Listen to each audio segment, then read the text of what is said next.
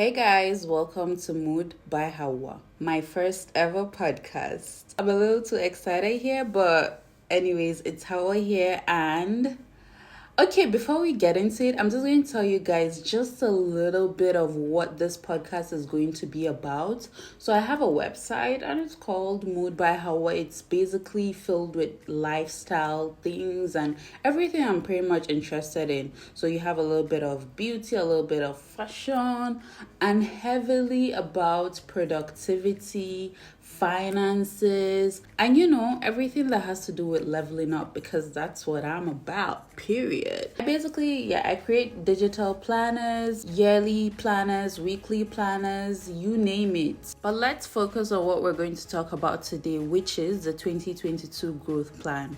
2021 was filled with roller coasters. There was lots of ups and lots of downs, honey. So we are here to make sure that we don't repeat the mistakes we made last year.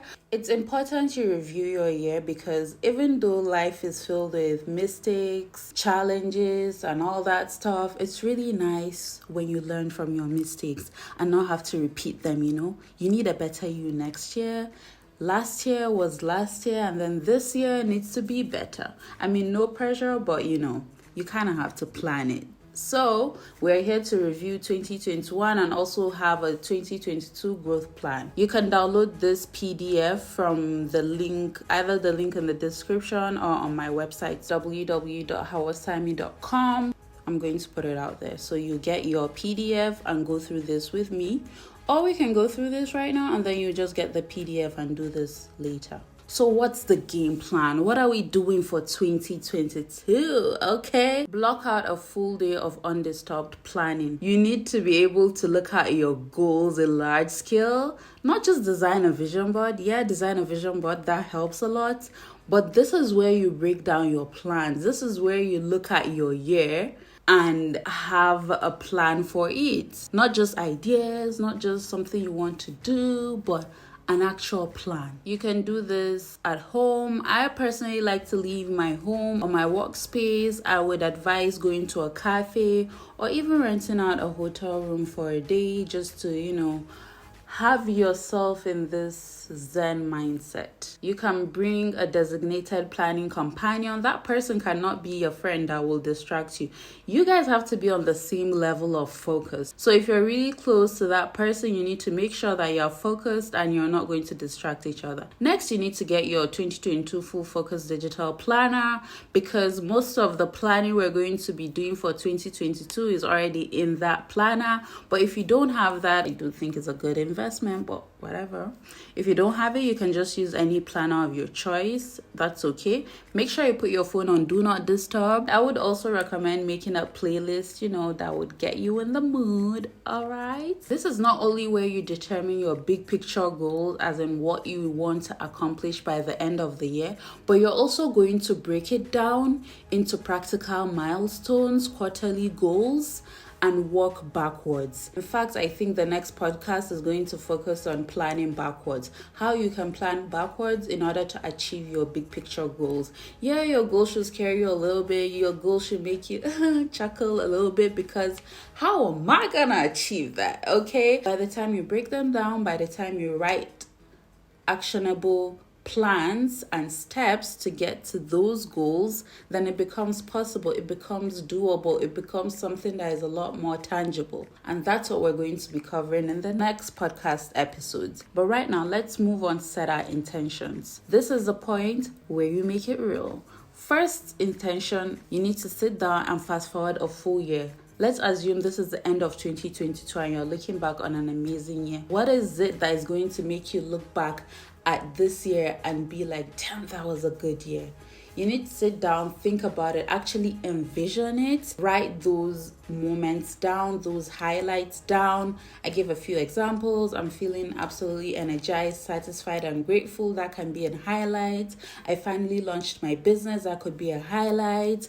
I finally stuck to a nice healthy diet for my body type, that could be it. Whatever it is that is going to make you look back at the end of the year and make you feel like that really was your year, put it down. Now, if you have your full focus planner, you can just easily write this down where it says intention number 1, where you write down the key highlights of your ideal year. Moving on to intention number 2, what would you try in your life if failure was not a possibility? Just think about it for a minute. What would you do if you knew for a fact you couldn't fail? No one could possibly criticize you. What brave, bold move would you make in your life? Just think about it and envision it. The possibilities are endless. There's no right or wrong answer. Just think about it. Really get into your imagination and write down those things. Let your thoughts run wild. What would you do if you could not fail? Again, if you have the full focus planner, you could just write this down at intention 2. Make sure you take your time. Don't move at the pace this podcast is moving. Use up a whole day to do this. Honestly, it's worth it. And then move on to intention 3, which is at the end of 2022, how do you want to feel? It's not just about your finances. It's not just about your physical appearance. It's not just about all of those things. How do you want to feel as a person, as a human? How do you want to feel? Do you want to feel satisfied? Do you want to feel creative? Do you want to feel more motivated to do more? Just really think about it and put those down. Intention 4, set boundaries. What are you not willing to sacrifice in your business or personal life in order to experience a successful year? We all want to get to that successful year, but you need to set boundaries. There are certain boundaries you would not want to cross, and you don't want to compromise it no matter what. Just think about it. Was there anything that you feel like, nah, this needs to not happen in 2022? I can think of a few things. For starters, I need to stop caring what other people think about me. I mean, I feel like I've been doing a good job so far, but there's still a little part of me that worries about people's opinions. That's one of my boundary setting, where it's like, yeah, you can't come and make me feel bad about things that I'm doing for myself in my life that I want to do, you know? Let's move on. Reviewing the past year.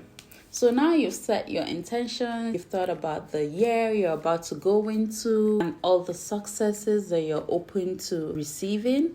We need to now review the last year in order to not repeat our mistakes. We learn from our mistakes. We learn from them. So looking back at 2021, what were some of the most meaningful moments, milestones, or emotions you were thankful for in 2021? Think about that for a second. Start your year off with gratitude. Gratitude just puts you in the best place. It's the best energy you need to kickstart 2022. So let's start off right there. Look back at 2021. No moment is too little. All of these moments add up to your entire life. Acknowledge them all and be grateful for every little one. So note them down. Review step 1. This is where you do your review. Write it down. You can do this digitally, or you can print this actually and write on it. Whatever floats your boat, really. Step 2 of 2021 review. How did last year go? So this is where you put down all the metrics of the past year and take a hard look at what worked and what didn't. Think about revenue, expenses, sources of income, average monthly income, relationships, fitness and health, mental health, self-love. So how much money did you make? Was it enough? Was it more than you expected? Was it less than you wanted? Relationships, was your relationship thriving? Your relationship with your family, your friends? Just put all of these aspects of your life into account when reviewing your 2021. Did things go up or did they go down? Review them. And then step 3, after making a point of all aspects of your life, you then look at what worked and what didn't. What made you earn more money last year? What made you have better friendships last year? What made you have horrible relationships last year? It's one thing to point out all the ups and downs. It's another to actually look at it and critically analyze it and see what made this successful and what made it horrible. Again, we learn our lessons over here. We try not to repeat our mistakes, okay? Now, your big picture goal. You have this in the full focus planner, big picture goal. So you can pretty much fill this information in the planner. Your big picture goal needs to be limited. Nothing more than 5 for the whole year. Of course, if by any chance you complete any of your picture goals, your big picture goals, you can just swap them and add in something new. See, this is the beauty of planning. You actually have the chance of hitting your milestones when you plan. Your goals need to be hyper specific. For example, saying that you'll make more money in the new year is not enough. That's not specific. Instead, set a goal to generate 20,000 in the new year or 50,000 by April. Have a quantifiable goal and set a deadline to it. That's how you hit your goals. You know that you have certain amount of time to get to a certain amount of income or friendships or routine or workouts or weight loss or whatever the goal is. It just needs to be specific. Your goals need to be actionable. This is where your milestones come in. It's not enough to say, I'm going to make 50,000 by April. Let's use a rough example. Say your big picture goal is to make $6,000 monthly. So you know in your milestones, you have to break it down to make $2,000 weekly. So how are you going to make $2,000 weekly? I'm going to make $500 blogging. I'm going to make $200 selling cupcakes. I'm going to make $300 babysitting. You basically need to have an action plan. These are the tasks you need to get done in order for you to get to your goal, because that's how you keep yourself accountable and you make sure you actually reach that goal. Also, keep in mind your non-negotiables. You don't want to do things that will leave you crossing your boundaries. If your boundary is go to bed at 11 p.m. every night, you need to keep that in mind and not do anything that will let you go beyond your boundaries. Once you've set your goals, you need to review them on a quarterly, monthly, and weekly basis. This part is super important if you want to hit those big milestones. I'm telling you, you need to break them down. You need to work, plan backwards in order to get to those big picture goals. You can write these goals in your full focus planner. You have space to write up to 5 big picture goals in the planner, but if you don't have the full focus planner, you can just pretty much go ahead and write this in your own planner. Basically, write down everything you see on this page. Moving on, accountability layers. After setting your intention, reviewing your past year, and creating SMART goals for the new one, it's time to introduce the secret ingredient, accountability. Dr. Gil Matthews, a psychology professor at Dominican University in California, completed a study on goal setting using 267 participants. And these were the results. You can see the results of the study. There are a group of those who had goals but didn't write them down, group of those who had goals and wrote them down, group of those who only wrote their actions, group of those who made commitments to a friend, and group of those who made progress reports. Clearly, those with progress reports had a higher chance of actually reaching their goals than any of the other groups. You can study this a little bit more in your own time, but let's move on. Participants who wrote their goals were 42% more likely to achieve them than the ones who didn't. Okay? She also found that telling a friend increases the rate to 78%. That is wild. The jump from just writing it down and just telling someone is huge. 78%. What's even more amazing is that participant who sent weekly progress reports to a friend had a significantly higher success rate. 90% success rate just by sending weekly progress. That's where the motivation lies. That's where winning comes, consistency. And it's so difficult to stay consistent without accountability. It's so difficult. When you tell someone, that's accountability. When you start sending in weekly progress, that's double accountability. That's why I created the Mood Planner Community Facebook group where we send in our weekly progress. This is just to keep us accountable. This is to help us all, myself included, actually reach my goals, hit my milestones, and make sure I'm not losing momentum and motivation.